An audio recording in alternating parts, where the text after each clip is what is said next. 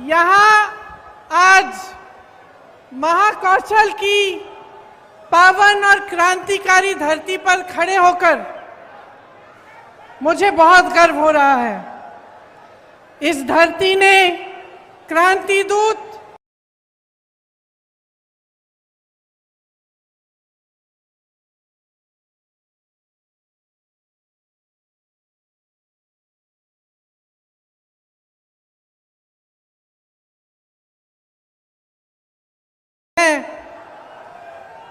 तो हम सब उनका आशीर्वाद मांगते हैं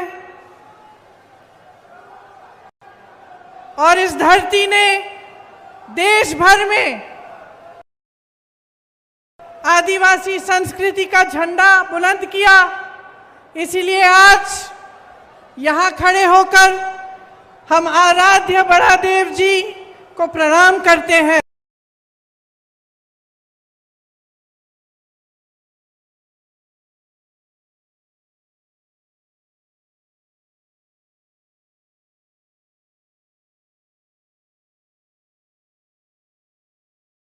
और उनका भी आशीर्वाद मांगते हैं। देखिए, मध्य प्रदेश सिर्फ भारत का केंद्र नहीं है, भारत का दिल है, भारत की जान है। ये जो संस्कार धानी धरती है आपकी कहलाती जाती है, इसने साहित्य, संस्कृति और हमारी सभ्यता, हमारे संस्कार इसने हमारे देश को दिए हैं। इन्हीं संस्कारों के आधार पर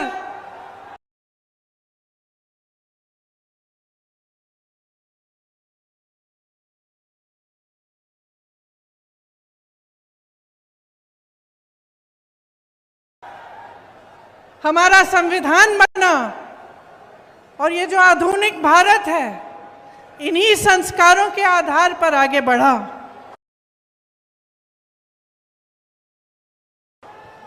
आज जब मैं नर्मदा पूजन करने गई तो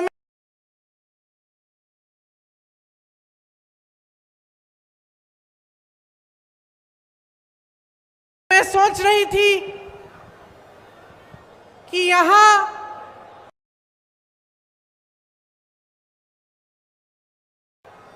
इस नर्मदा मैया से, इस धरती से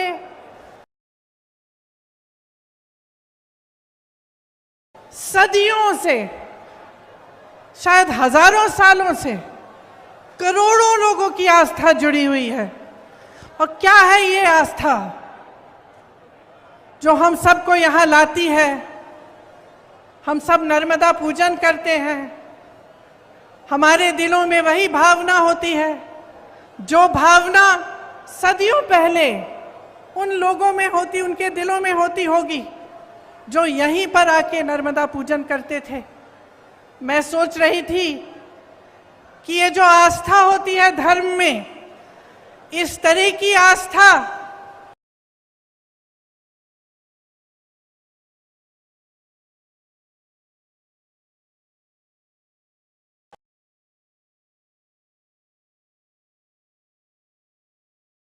क्यों नहीं है? ये कर्म कांड क्यों बन गया है कि चुनाव के समय आकर घोषणाएं हो जाती हैं, तमाम आपको वादे किए जाते हैं, लेकिन उन वादों में जो वादा करता है उसकी खुद की आस्था नहीं है, उसकी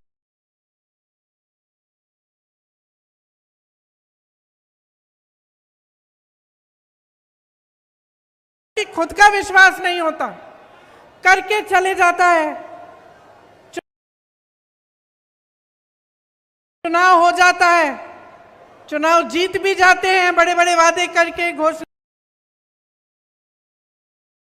करके, लेकिन उसके बाद उनको पूरा करने की कोई कोशिश नहीं होती। तो आज यहां खड़े होकर इस संस्कार धानी धरती पर खड़े होकर मैं आपको याद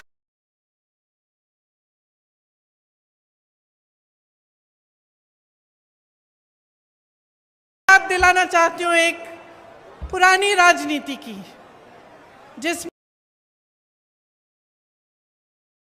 हमारे नेता जो कहते थे वो करके दिखाते थे, जिसमें हमारे नेता सब कुछ न्यौछावर करके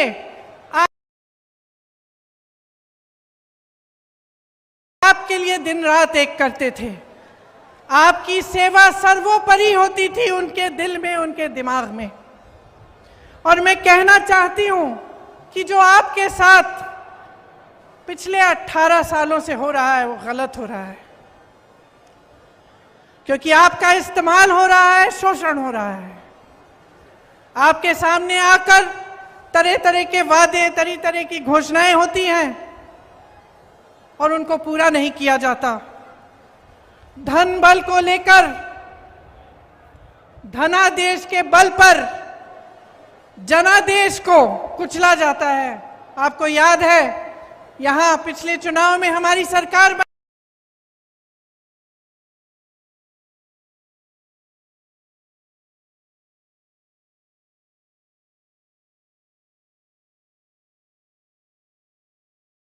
बनी थी, आपने बनाई थी, लेकिन जोड़ तोड़ करके, पैसे लगाकर, हर तरह की चीजों को करके भाजपा के नेताओं ने हमारी सरकार तोड़ी और अपनी सरकार बना दी। चलिए, भाजपा की सरकार बन गई, कुछ अच्छा करके दिखाते तो कम से कम कुछ फायदा होता आपका। लेकिन मुझे खुद ताज्जुब हुआ, आज मैं अपने नोट पढ़ रही थी यहां आने के लिए, भाषण देने के लिए, तो मैं पढ़ रही थी कि कितनी बेरोजगारी है,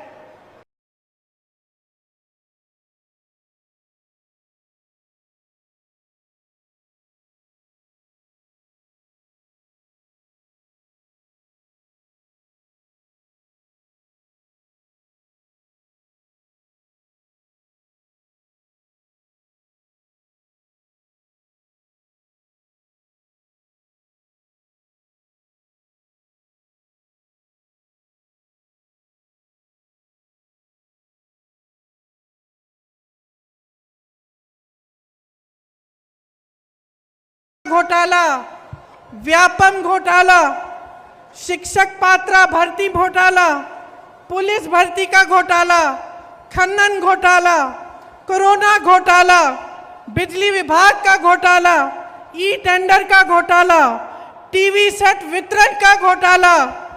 कितने सारे घोटाले हैं, इतनी लंबी लिस्ट है घोटालों की।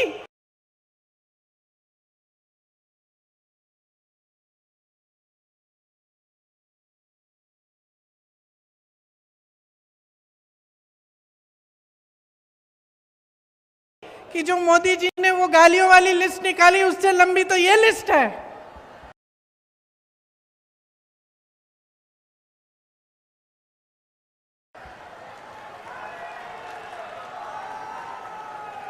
इन्होंने नर्मदा मैया को नहीं छोड़ा, खनन करा रहे हैं वहां, महाकाल के कॉरिडोर को नहीं छोड़ा। एक पुजारी जी है महाकाल के, मेरा उनसे संपर्क है, उन्होंने मुझे वीडियो भेजा कि हवा, तेज हवा चल रही है और जितनी इमारतें इन्होंने बनाई है सारी गिर रही हैं, क्योंकि उसमें भी घोटाला किया, उसमें भी किसी ने पैसे खाए हैं। तो कहां रुकेंगे ये लोग? और जो आपकी संस्कृति है, जो यहाँ के संस्कार हैं, उनका आप याद कब दिलाएंगे नेताओं को? ये मैं आपसे पूछना चाहती हूँ। 220 महीनों के शासन में 225 घोटाले किए हैं इन्होंने, तकरीबन हर महीने एक नया घोटाला कर रहे हैं।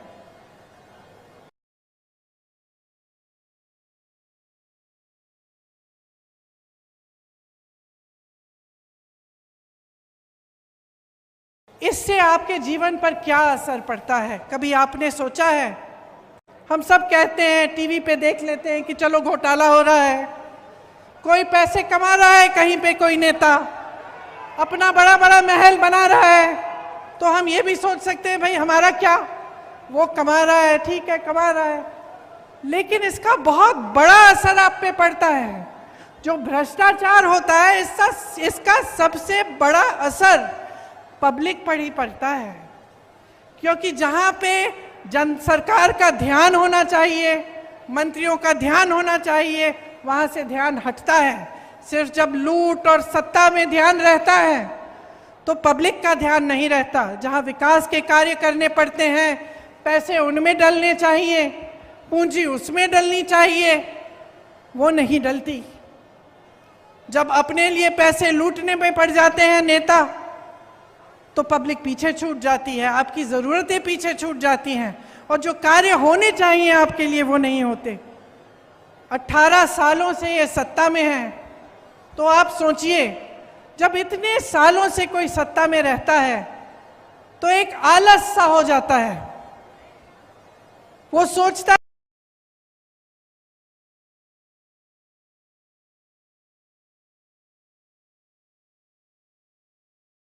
है कि वो कभी सत्ता छोड़ने वाला नहीं है, कि वो निकलेगा नहीं सत्ता से, और ये इनके व्यवहार में स्पष्ट दिखने लगा है।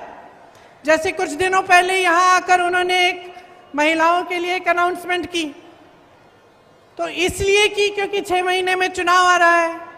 भाई तुम्हारी 5 साल से सरकार थी, 3 साल से तुम चले आ रहे हो, सरकार चला रहे हो, तो तुमने ये घोषणा पहले क्यों नहीं की? इस समय करने की क्या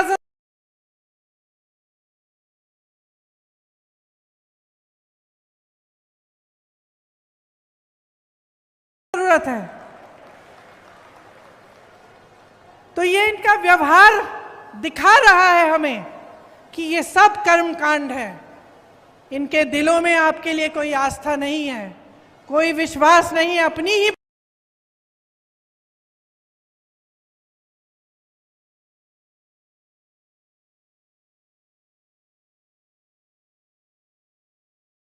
बातों पर यहां आकर घोषणाएं करते हैं, उन्हें पूरा नहीं करते।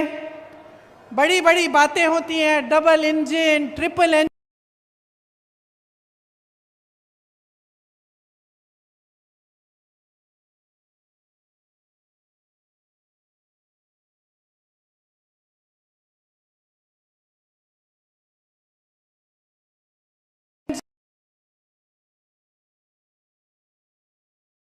भरवा नहीं पाते।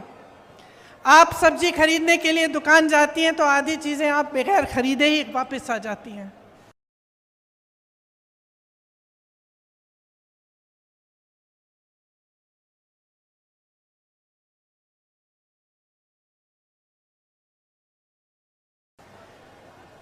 और महंगाई की मार सिर्फ महिलाओं को नहीं लेकिन सबको है। किसानों को देखिए, पेट्रोल डीजल के दाम इतने बढ़ गए हैं, जो भी इस्तेमाल करना पड़ता है, चाहे खाद हो चाहे कुछ भी हो, सब महंगा पड़ गया है। बहुत ज्यादा महंगाई हो गई है आपके प्रदेश में, भयंकर।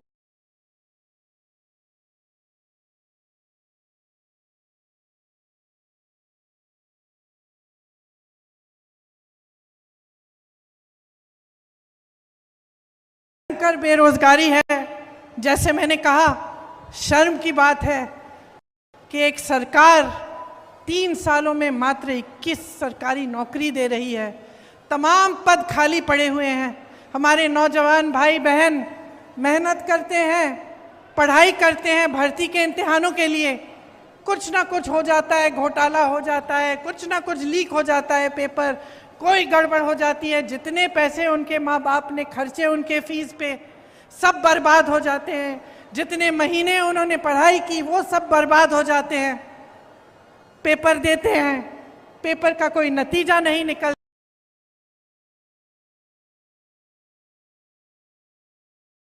कोई नौकरी नहीं मिलती, पद खाली पड़े हैं, नौजवान खाली पड़े हैं।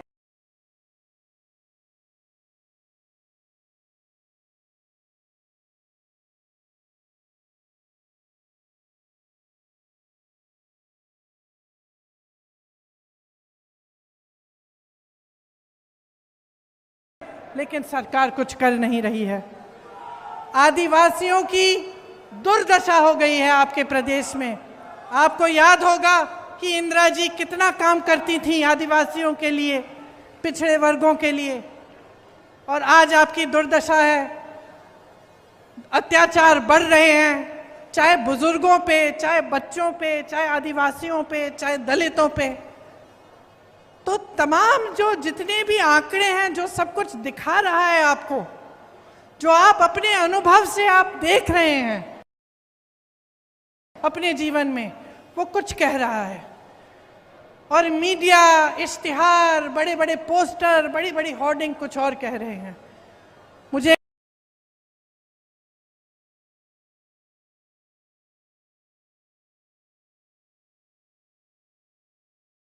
एक कहानी याद आई। एक किसान था, बहुत मेहनत करता था बेचारा, कड़ी धूप में जाकर खेती करता था। लेकिन उसकी एक आदत थी, सुबह निकलने से पहले छोटा सा पुराना टीवी था उसका, टीवी में वो खबर देख लेता था। तो एक दिन बड़ी धूप थी, खबर में आया कि बारिश आने वाली है। तो उसने कहा चलो आज सिंचाई नहीं करेंगे, आज तो खूब बारिश आएगी।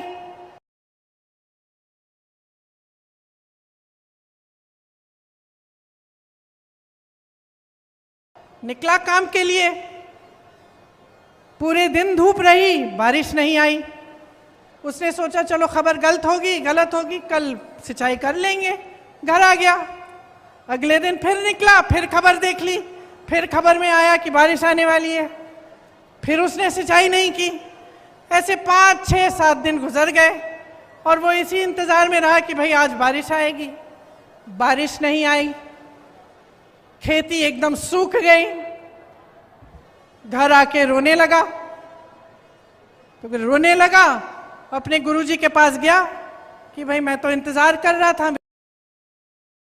मेरा सारा खेत सूख गया, मैं क्या करूं। तो उसके गुरुजी ने उसको कहा, अरे मूर्ख, तुमने अपने अनुभव से नहीं देखा क्या हो रहा था? तुम्हारे सामने तुम्हारा खेत सूख रहा है और तुम इंतजार कर रहे हो कि बारिश आएगा क्योंकि खबर ने कह दिया। तो यही तो हो रहा है आज देश में, प्रदेश में। महंगाई बढ़ गई, बेरोजगारी बढ़ गई, अत्याचार बढ़ रहे हैं, आपस में फूट बढ़ रहा है, और आपको बताया जा रहा है कि कोई सुनहरा दौर चल रहा है। आप गैस का सिलेंडर खरीद नहीं सकते, आपके बच्चों को नौकरी नहीं मिल रही है।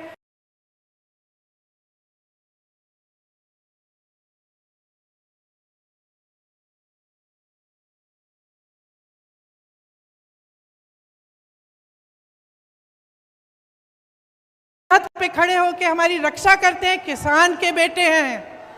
किसान के लिए सरकार ने कुछ नहीं किया। फसल का दाम नहीं मिलता, गेहूं, धान, सोयाबीन, सब्जियों का दाम नहीं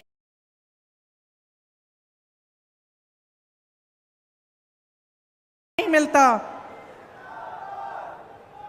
4,000 करोड़ का घोटाला तो इन्होंने अपने ओलावृष्टि के फसलों में, जब फसल बर्बाद हुई थी तो जो आपको मुआवजा मिलना था उसमें इन्होंने 4,000 करोड़ का घोटाला कर डाला।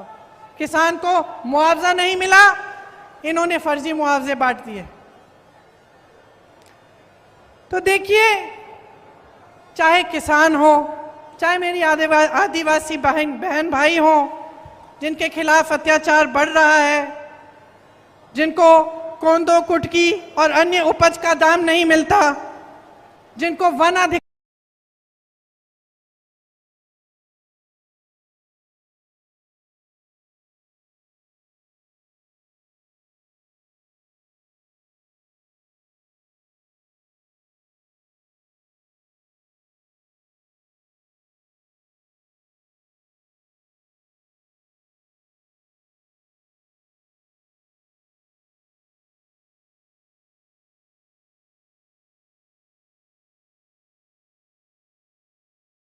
नहीं मिलता, चाहे मेरी बहनें हो, चाहे प्रदेश के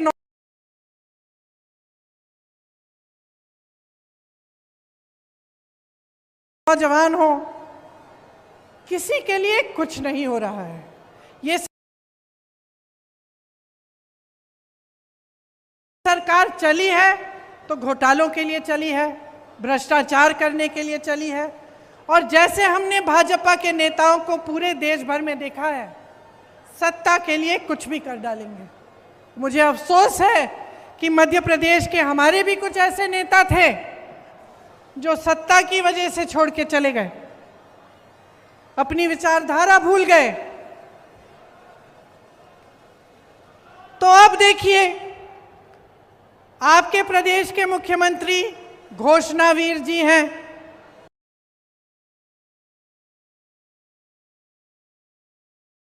18 सालों में इन्होंने 22,000 घोषणाएं की। अगर 22,000 नौकरियां ही दिलवा देते तो कुछ फायदा होता है इनका,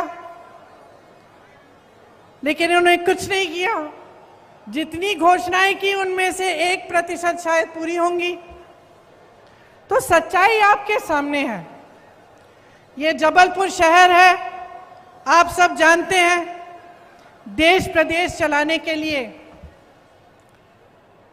देखिए, एक विजन चाहिए होता है, एक नजरिया होना चाहिए, एक इच्छा होनी चाहिए निर्माण करवाने की। इस शहर में जितने काम कराए गए थे, जो कांग्रेस की सरकारों ने कराए, वो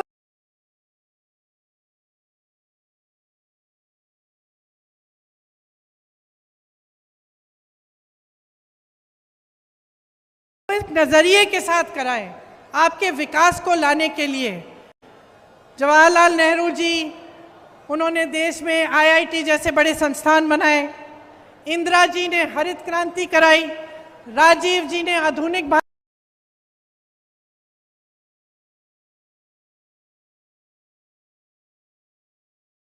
भारत के लिए काम किया। मनमोहन सिंह जी ने बहुत काम किया भारत को आगे बढ़ाने के लिए। एक नजरिया था।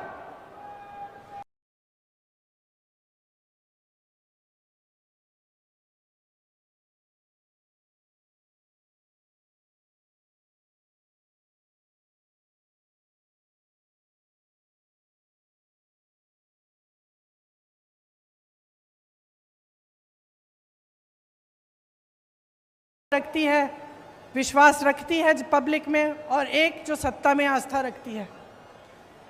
तो जो सत्ता में आस्था रखते हैं वो कभी आपकी सुनवाई नहीं करेंगे। कांग्रेस पार्टी आपकी सुनवाई करती है। जहां जहां हमारी सरकारें हैं, आप खुद देखिए और खुद आकलन करिए कि जो कहा है वो किया है कि नहीं। अभी अभी कर्नाटका में सरकार बनी है, 5 गारंटी दिए थे, 5 के 5 गारंटी कैबिनेट में पास हुए हैं। राजस्थान में पुराना पेंशन लागू है। तमाम ऐसी स्कीमें हैं जिनका वादा चुनाव में किया था, आज लागू हो रही हैं। यहाँ बगल में छत्तीसगढ़ है। छत्तीसगढ़ में सबसे ज्यादा किसानों को धान का दाम मिल रहा है पूरे देश भर में। छत्तीसगढ़ में भी पुरानी पेंशन लागू है। आप हिमाचल को देखिए, जो वादे किए वो पूरे करने जा रहे हैं। इसीलिए मैं आग्रह करती हूं कि आप जागरूक बनिए और जो सच्चाई है उसको पहचानिए। आपके सामने जो हो रहा है, आप जीवन में जो संघर्ष कर रहे हैं, वो संघर्ष बढ़ रहा है, इसको समझिए। और ये देखिए कि कांग्रेस पार्टी के नेता, कांग्रेस पार्टी की सरकारें अपने प्रदेशों में क्या कर रही हैं, और आपको खुद समझ में आ जाएगा कि जब कांग्रेस की सरकार मध्य प्रदेश में आई थी, जिससे पहले कि भाजपा ने उसको गिराकर ये सरकार बनाई, तब उन्हीं 1.5 सालों में कितना काम किया गया।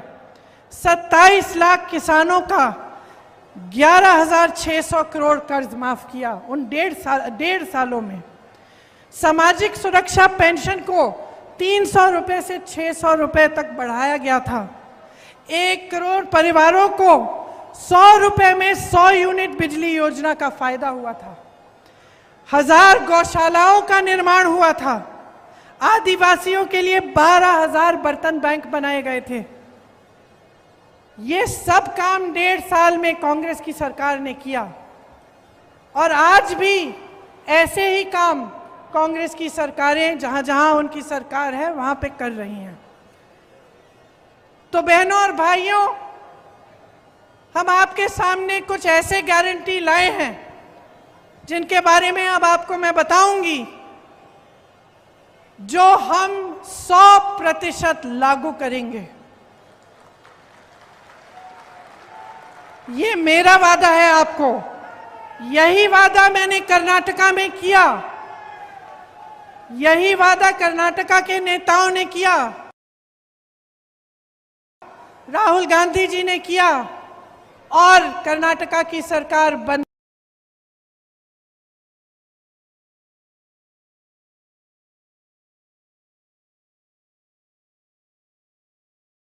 ही उस कैबिनेट ने पास किया हुआ है।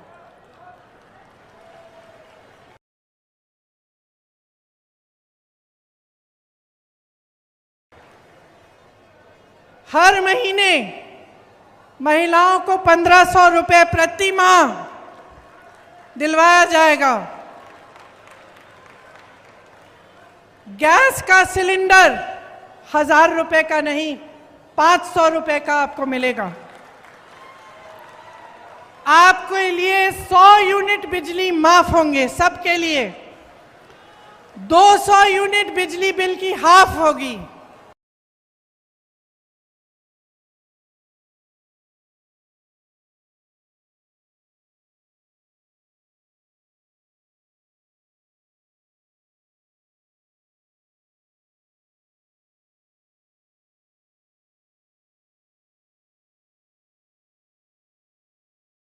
मतलब आधी। हम मध्य प्रदेश में भी पुराना पेंशन लागू करेंगे। आपका दर्द हम समझते हैं, कर्मचारियों का दर्द हम समझते हैं। आप देखिए इन्होंने क्या नहीं किया। आर्मी में भी इन्होंने 4 साल का वो कर दिया है, कर्मचारियों का पेंशन कटवा दिया है। तो हम कह रहे हैं कि सरकारी कर्मचारी सारे सुन लें, पुरानी पेंशन लागू होगी। जो किसान कर्ज माफ करने का काम हमने शुरू किया था उसको पूरा करेंगे और जो बचे हुए किसान हैं उनका ऋण माफ किया जाएगा।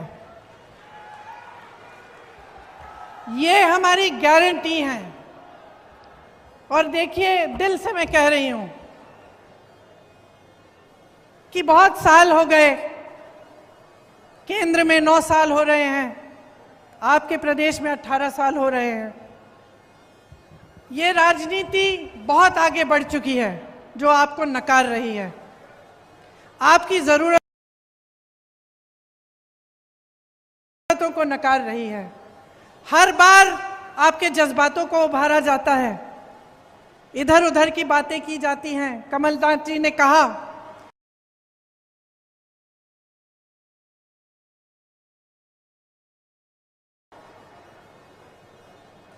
हम भारतीय हैं, हम सबके लिए धर्म से बड़ा कुछ नहीं है, हमारी आस्था से बड़ा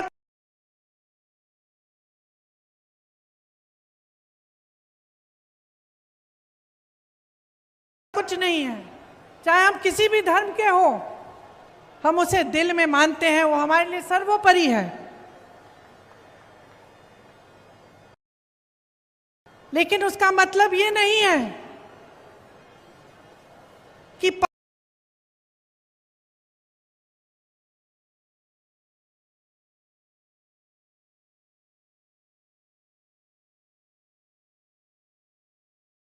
पब्लिक को बहकाया जाए, कि पब्लिक के जज्बातों को उभार कर वोट मांगा जाए। उसका मतलब नहीं है। और अगर नेता ऐसा कर रहा है या एक राजनीतिक दल बार बार ऐसा कर रहा है कि चुनाव का समय आया, आपके जज्बात उभार दिए, आपकी काम की बात नहीं की, तो आप उनकी आदत बिगाड़ रहे हो। वो तो है ही बिगड़े, क्योंकि आपको बार बार जज्बातों पर उकसा रहे हैं लेकिन आपका काम नहीं कर रहे हैं। लेकिन आप बिगाड़ रहे हो क्योंकि आप बुरी आदत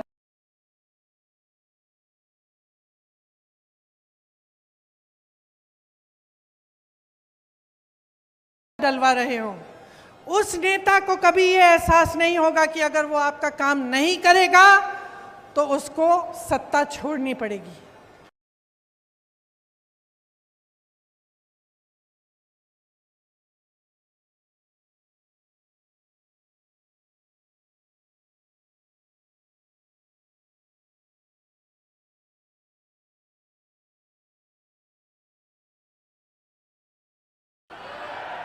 अपने नेताओं को जवाबदेह बनाना है कि नहीं? बनाना है ना?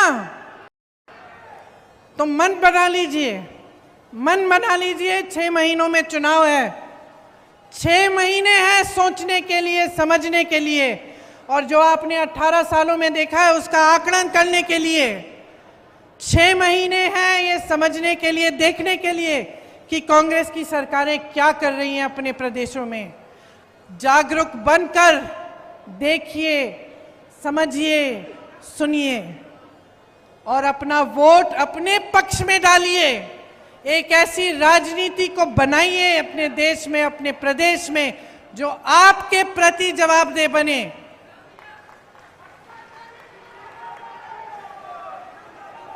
बहुत हो गया ये भ्रष्टाचार, आपको गुमराह करने का बहुत काम हो गया।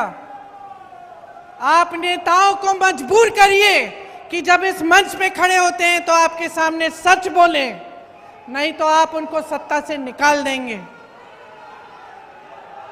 यही आग्रह है मेरा आपसे। और खामखा चुनाव की वजह से मैं यहां खड़े होकर किसी की आलोचना करने नहीं आई हूं। मैं सिर्फ आपको जागरूक करने आई हूं। मैं आपसे वोट मांगने नहीं आई हूं, मैं आपसे जागरूकता मांगने आई हूं। क्योंकि मैं जानती हूं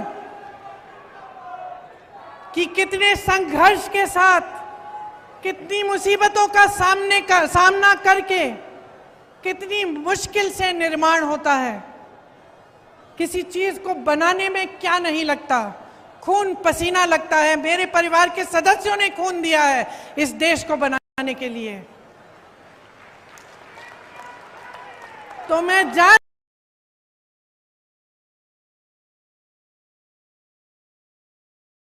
हूं कि निर्माण में कितना संघर्ष है, और मैं जानती हूं कि सत्ता को भोगना कितना आसान है। मुझे दिखता है कि क्या हो रहा है, और मैं चाहती हूं कि जो मुझे दिख रहा है वो आपको भी दिखे, सच्चाई दिखे, और सच्चाई के आधार पर, अपने भविष्य के आधार पर, अपने देश और अपनी देश के प्रति आस्था और भक्ति के आधार पर आप अपना वोट डालें। इसलिए आज हमारे प्रचार का, शायद हमारी प्रचार का शुरुआत है। मैं बहुत सौभाग्य की बात मानती हूं कि ये शुरुआत नर्मदा मैया के तट पर हुआ।